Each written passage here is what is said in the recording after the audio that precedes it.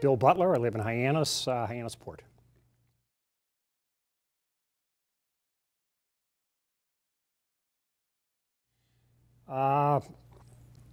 Special memories. Well, I met my future wife in Hyannisport Harbor one night on a blind date, so that was memorable. My kids grew up in Barnstable and went through the Barnstable public schools, and now I find myself serving as interim superintendent of the Barnstable public schools, so I see that as memorable as well.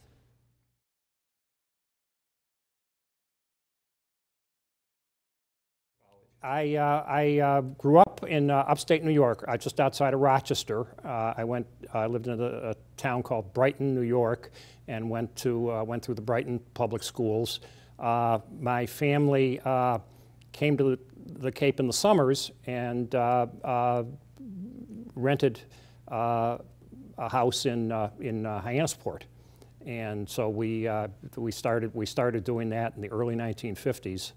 And continued it until about 1968 when my family moved from Rochester to the Cape permanently. So I went through school, primary and secondary school in upstate New York, and then I went to Holy Cross College in Worcester. And then after that, I went to law school in Washington, D.C. at George Washington Law School. And then I came back to the Cape and became a permanent resident and started practicing law.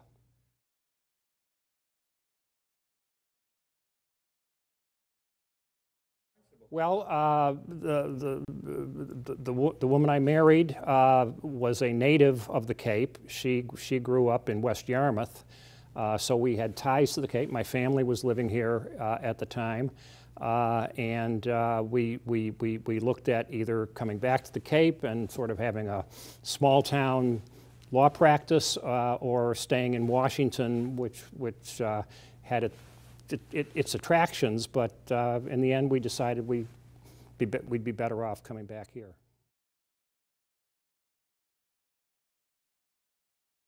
I think it was, yeah. I mean, I think it's a great place to raise kids. We've had a great life here. You know, I'd do it again in a heartbeat.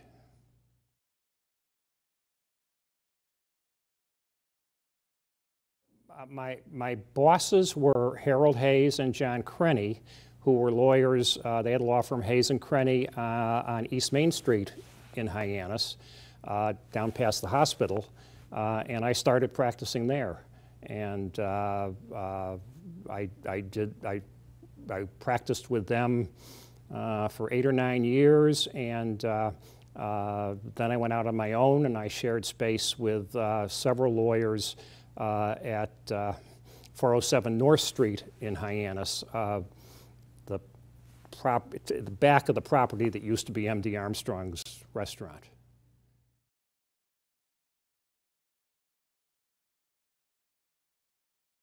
I did.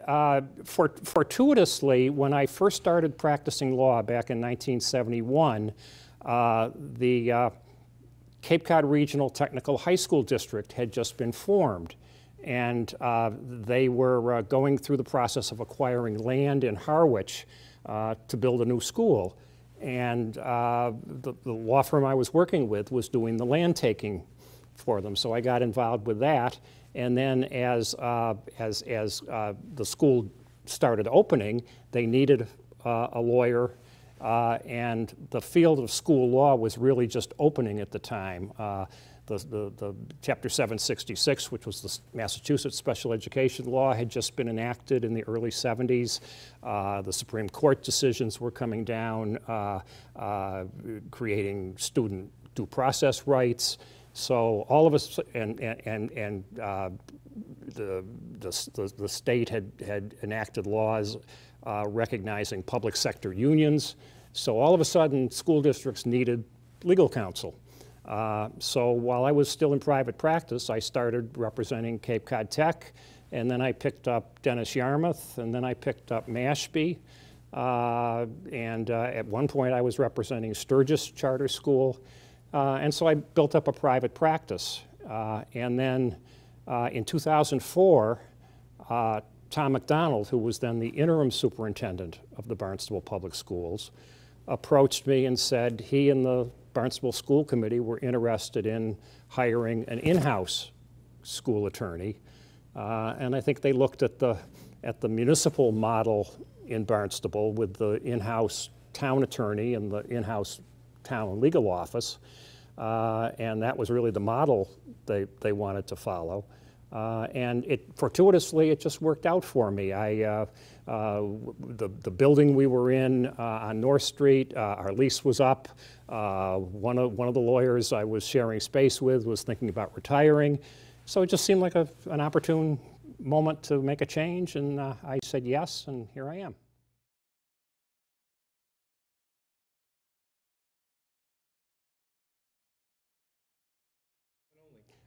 You know, it's really an opportunity to establish relationships, I think. When you're outside counsel in private practice, you deal mostly with the superintendent and occasionally the special education director and that sort of thing. But as in-house counsel, I deal with everybody. I get calls from principals, I get calls from the facilities director, custodians, you know, anyone who's got a legal issue calls me. So I have a much better handle on what's going on. I think I can be more proactive. I think I'm better able to put out fires before they get started. So you know, I think it's and I think it's a cost-effective model as well.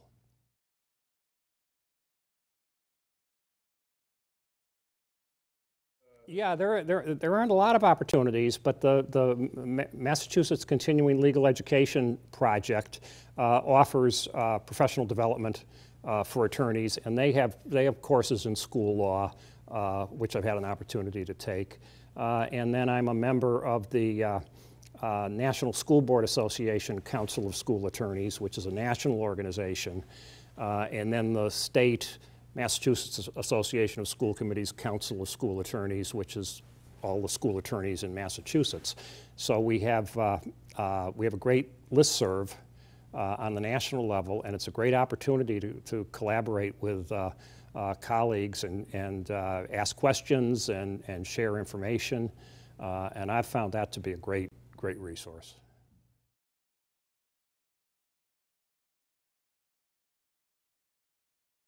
I have not taught any courses, but I've led a number of professional development opportunities for school administrators, teaching them the law, for example, on workplace discipline, progressive discipline, special education. So I've done a fair amount of that over the years.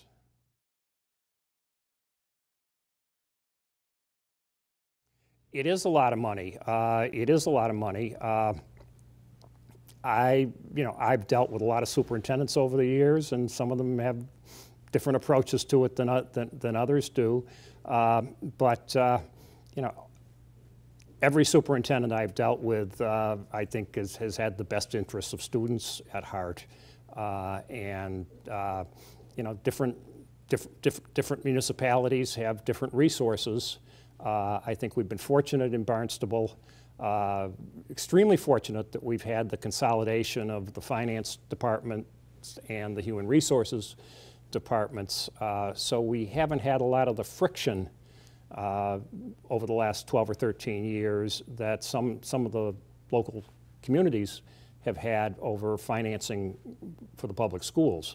We have a revenue sharing agreement. The town manager and the superintendent sit down every year and renew that, and I think it's worked really well.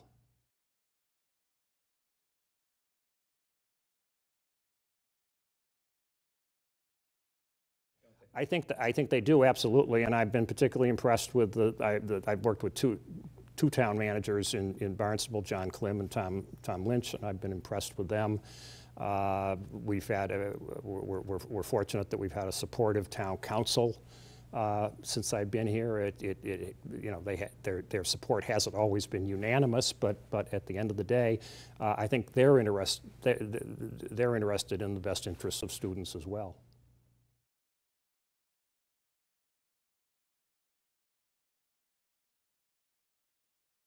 I think I have a pretty good relationship with the Barnstable Teachers Association. I've worked with three presidents now, Jack McLeod when I first started, Jeff Marassi, who's now a consultant to the Mass Teachers Association, and Brooke Steit, who's the current president of the BTA. And I think both myself and they have a collaborative approach toward collective bargaining. We try to solve problems, not create them. And I think we understand that we're coming at issues from different perspectives and that we represent differing interests. But at the end of the day, the nature of collective bargaining is you have to live together, and you have to work out resolutions that work for both sides.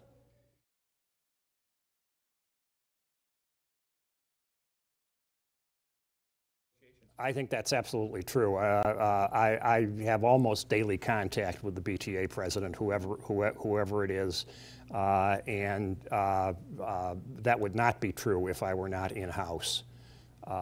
And it's really an opportunity to establish relationships, build a level of trust, I think.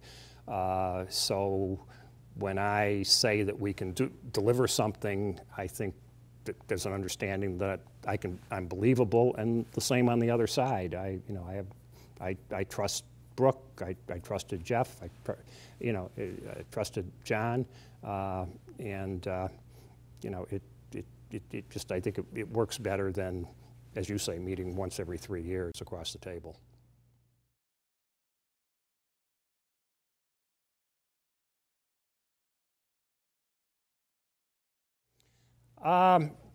It's much easier to give advice than it is to make decisions. To begin with, I think it took some getting used to. For one thing, legal counsel really has no line authority. I mean, I can give advice, but it's up to people whether they want to follow the advice or not. As interim superintendent, I'm expected to make decisions and issue directives and tell people to some extent what to do. Although one of the things I quickly discovered is you can't tell people too much to do because it's sort of the nature of the bureaucracy.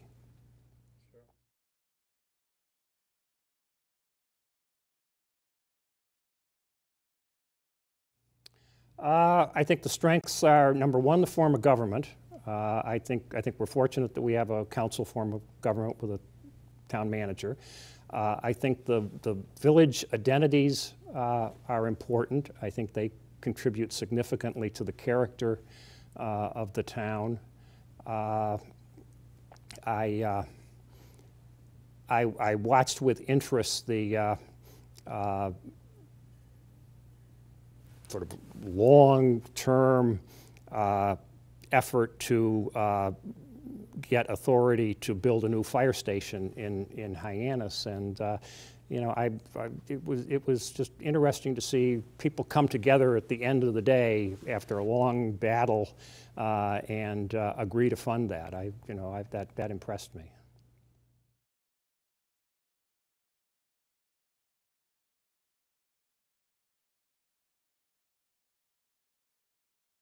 Well, I think it is within limits. Now, in 2009, during the Great Recession, we closed a number of the smaller elementary schools, Cotuit Elementary School, Marston's Mills Elementary, Osterville Elementary, Osterville Bay, and those schools, with the possible exception of Osterville Elementary, were simply too small to justify keeping open financially. It just simply costs too much money to keep them going, given the number of students we could put in them. So I think it made sense to consolidate schools a little bit, and I think we still have we still have village schools in the sense that we have West Villages Elementary out in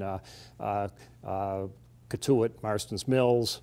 We have Barnstable, West Barnstable over on the north side, Hyannis West here in Hyannis, Centerville, and And then Barnstable Community Horace Mann Charter School really serves students across the town.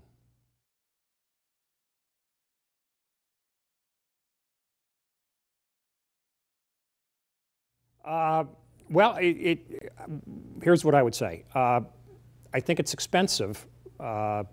It's particularly expensive for Barnstable. We lose about $2 million a year because of the 2 charter schools in Barnstable, and you know, I'm not sure the town gets the same bang for the buck that they get with the public school system. I don't think those schools are serving the same populations.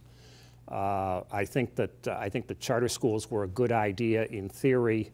I think as they've worked out over the last 15, 20 years, they serve a limited population. I don't think they have enough special education students. I don't think they have enough English language learners. So I think I think the drain of those resources toward those schools has limited what we as a public school system can do to meet the needs of the students who don't go to those schools.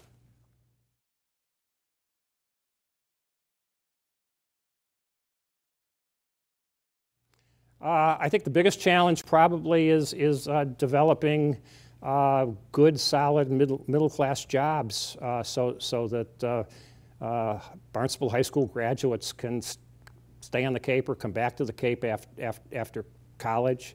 I think that's a serious problem across the Cape, and I think Barnstable isn't spared that at all. I know my kids went through the Barnstable Public Schools, and then they went to college out near Chicago, and then they bounced around the country, and you know, they just the opportunities are elsewhere for them. So you know, I wish we had better middle class jobs for kids.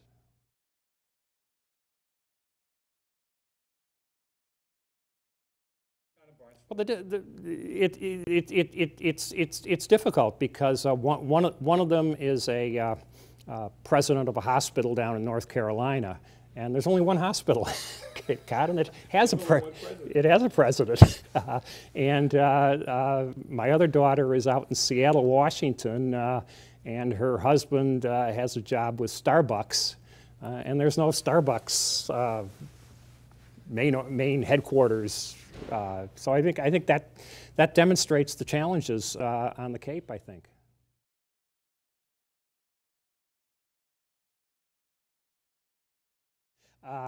You know, I think I've heard Tom Lynch talk about all of the development that's going on in Barnstable right now, and that's pretty impressive. I mean, we've got a lot of building going on. The economy's doing pretty well right now. And I think, I think the council is to be congratulated for sort of loosening the zoning rules a little bit and making it possible for developers to build projects that they might not otherwise have been able to. But again, you know, I mean, this is Cape Cod, so I mean, we want to do it in a way that makes sense for us and for future generations.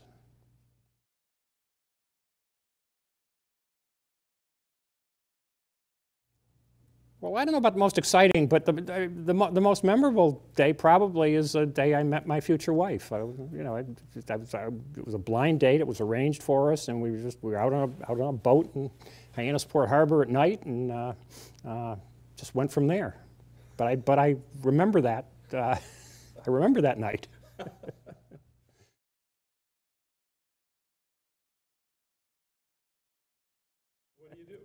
I read, we travel, I watch the Red Sox, sometimes enjoying it, sometimes not enjoying it so much. But yeah, I watch a lot of sports, but you know, mostly reading and traveling.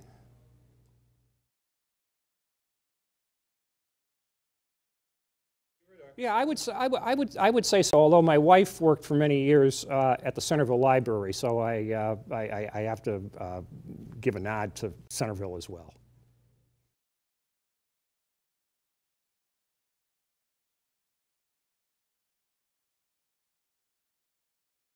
Well, I think in one sense it will be a relief because I won't have sort of the 24/7 pressure that comes with being the superintendent. I won't have to get up at 3 o'clock in the morning and see whether to call off school because of snow. I won't I won't get the call in the middle of the night that a student has been killed in an auto accident. That's the hard part of the job. And on the other hand, I think you can accomplish a lot as a superintendent. You're really the leader of the school district, and you can sort of set a tone for the direction you want to see the school district move. Although one of the things that I really wasn't aware of until I became interim superintendent was how difficult it is to affect movement or change in an organization as large as the Barnstable Public Schools. We're the second largest employer on the Cape, and we have about 5,300 students. And when you add in all the parents and family members, it's just a big organization, and it moves slowly.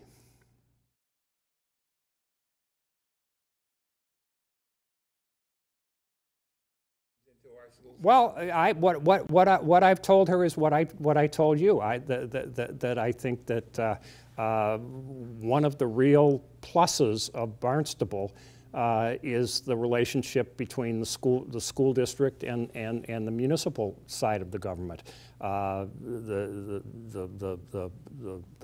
folks who back in 2004, 2005 decided to consolidate the HR and finance functions, really had a good idea, I think. And it's worked remarkably well, in my judgment, over the last 12 or 13 years. What I find baffling is that Bill Cole, the Human Resources Director, and Mark Milne, the Finance Director, and Gareth Markwell, the Deputy Finance Director, go to these municipal organization meetings and tell the story of consolidation. And both on the municipal side and on the school side, everyone says, we could never do this. We don't want anything to do with this. And it's worked so well in Barnstable that it just baffles me.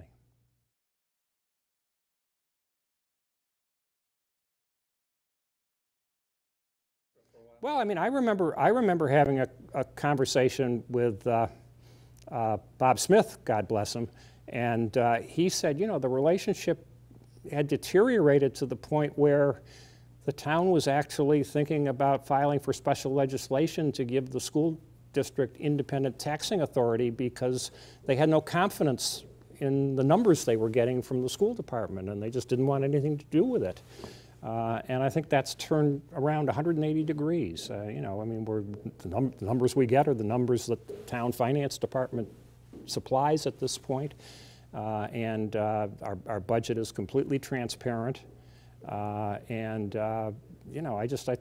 it's been a remarkable change.